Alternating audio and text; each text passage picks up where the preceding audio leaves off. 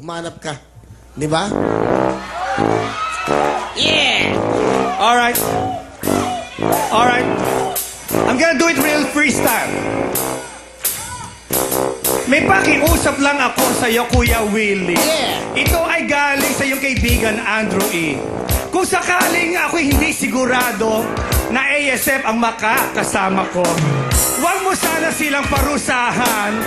At yun ay aking pakiusap lang. Sila ay siguro naghahanap buhay lang.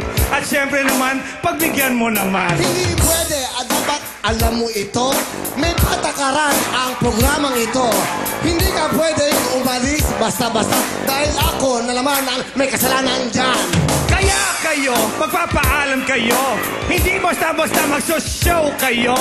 Dahil pag nalaman ng kaibigan ko, baka sa show na to ay matigbak kayo. Kaya susulit na, diretsuhin mo na. Paring Willie, sabihin mo sa kanila, ang sino mang hindi magpapaalam, sa show na to ay mamamaalam.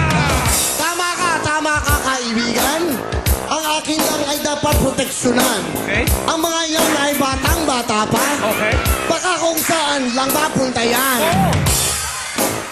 Kaya narinig nyo ba ang sinabi ni Kuya Willie? Ganon din ang nararamdaman ni Andrew E. Kaya sa susunod na mangyari, iisipin nyo ang Willie at Andrew E na nagsasabi, bago ang lahat, luma ang iba, bago ang iba, wawawi.